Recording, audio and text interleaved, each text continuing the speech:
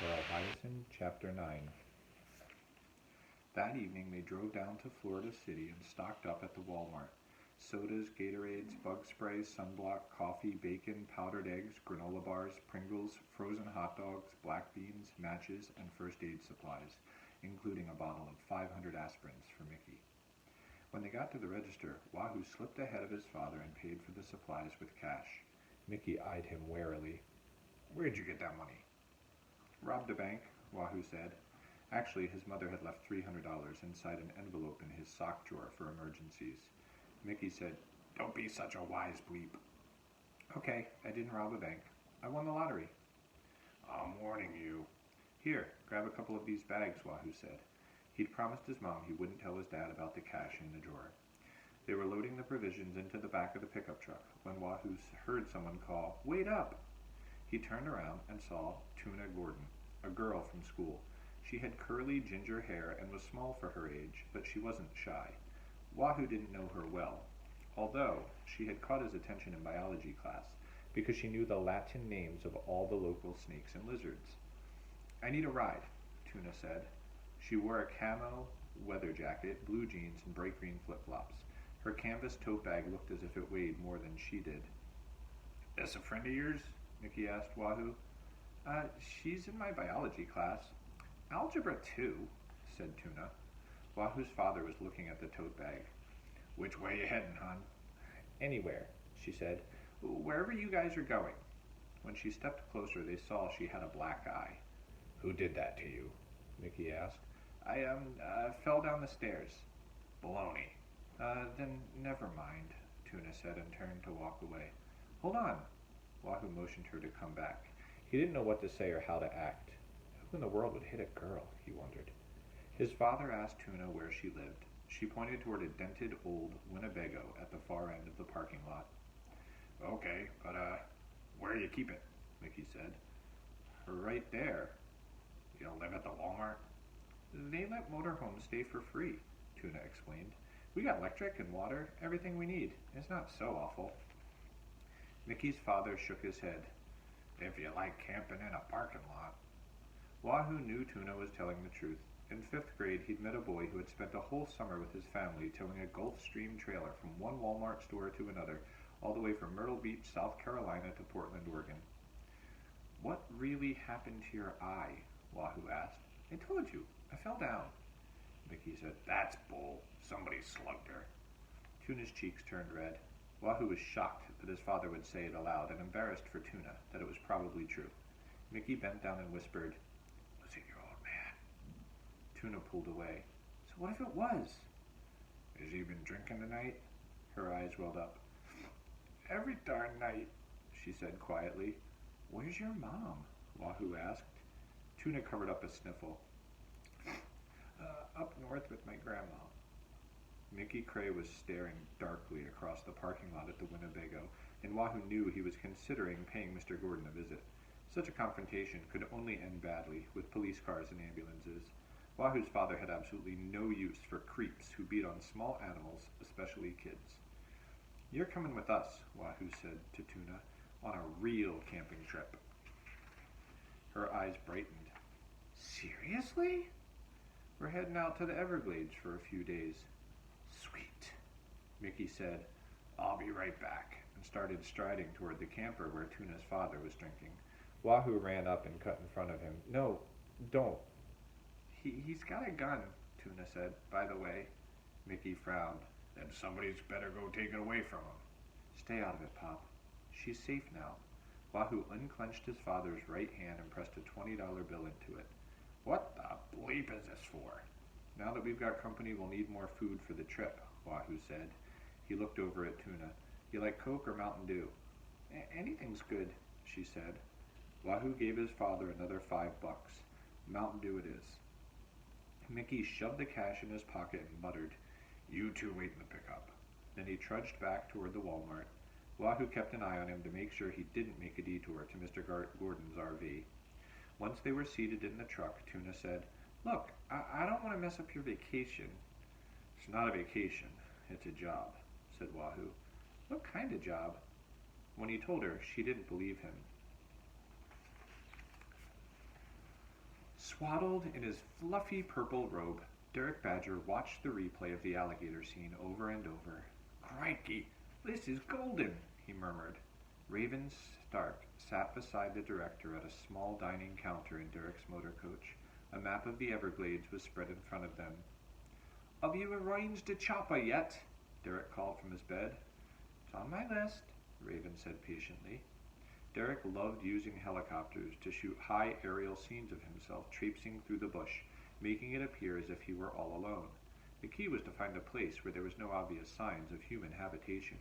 Fortunately, the Everglades covered a vast region and much of it was remote. "Where's the new script?" Derek demanded. "The writers are still working on it," the director said. "I want fresh pages by tomorrow morning. Understood?" The pages were being rewritten to put the gator attack at the very end of the show. Because the scene was so brief, it would be shown several times in slow motion and dragged out to fill the last 10 minutes of the program. For the earlier part of the show, the director would need other videotaped segments. Derek hacking his way through the sawgrass, building a campsite, and of course cooking some poor luckless creature for supper.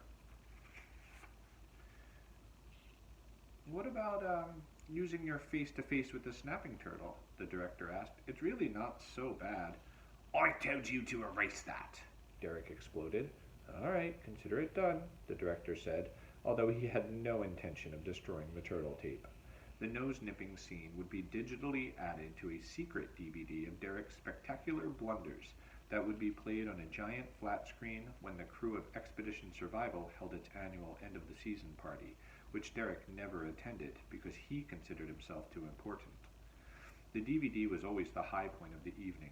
Even Raven had found herself weeping with laughter. She wasn't laughing now, scanning the map of the Everglades. At first, the Miccosukee tribe had agreed to let Expedition Survival base its operations at one of its settlements along the Tamiami Trail. Unfortunately, Raven had just been informed by a tribal lawyer that Mr. Badger and his crew were no longer welcome. "Because of the incident involving the Navajos," the attorney had explained stiffly, "we found out about it on the internet." Raven had grimaced at the memory. Derek had been doing a cave camping scene in New Mexico when he'd brainlessly decided to use an ancient Navajo prayer pipe to scratch an itch on his back. The sacred relic had snapped into 3 pieces, greatly upsetting the tribal leaders. Derek had been ordered to depart the reservation and never return. Now, on the eve of the Everglades taping, Raven was scrambling to find a new place to use as a headquarters. The director tapped a place on the map. "What about here? Down in Flamingo?" Raven frowned. "That's in a national park."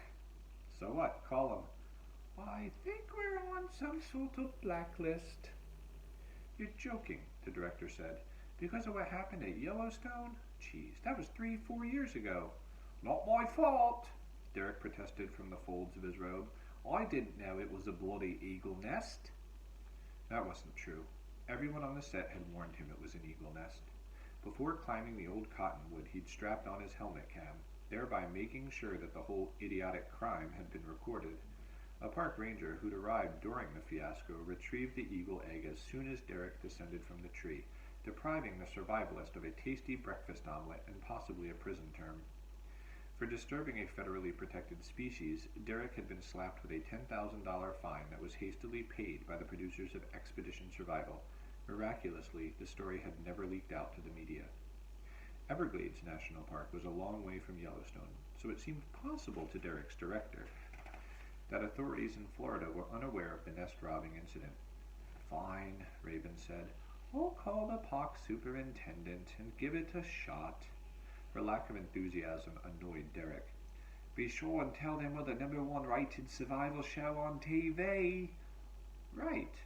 Broadcast twice weekly across all 8 continents." 8 continents? Whispered the director. Raven put a finger to her lips. "Let it go." Derek beckoned them both to his bedside. "This is pure gold," he said, touching the replay button again and setting the alligator scene in motion.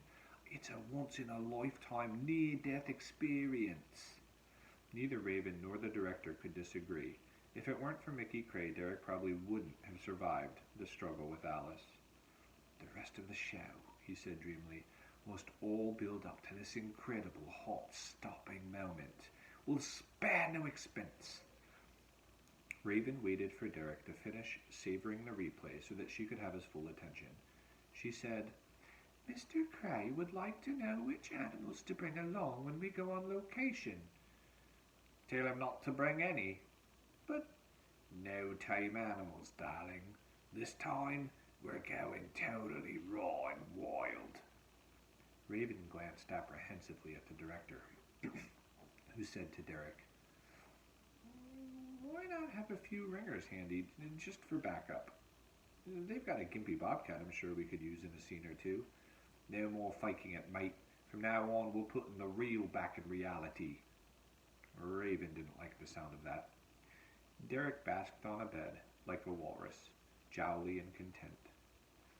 Surely our talented Mr. Cray can track down some beasties for me to tangle with in the deep, dark Everglades, he said. I'm totally psyched about this show, aren't you? The director was the opposite of psyched. Surviving the alligator scare obviously had inflated Derek's already bloated ego and filled his head with foolish notions. What if we don't come across any wild animals? The director asked. Then we've basically got 50 minutes of you schlepping through the muck. From somewhere inside his robe, Derek produced a sprinkle-covered donut and crammed it in his cheeks. No worries. Crying his lad'll come through. God knows we're paying him enough. Raven went outside to think. The director caught up with her by the primate pen, a safe distance from the motor coach. There was no way Derek could hear them over the shrill din of the monkey chatter. I'm not loving this scenario, the director confided. Me neither, Raven said grimly. That's his third donut since lunch. Pretty soon he'll be too fat to fit in his khakis. No, it's the show I'm worried about. We've never done one with strictly wild animals. Raven decided to be positive. This is just a phase. Derek will come to his senses, you'll see. If he doesn't, then everything depends on that crazy redneck, and he's not exactly a charter member of the Derek fan club. Think positive, Raven said. At that moment, a disgusting glop of something flew out of the monkey's pen and splatted in her hair. You have got to be kidding, she said.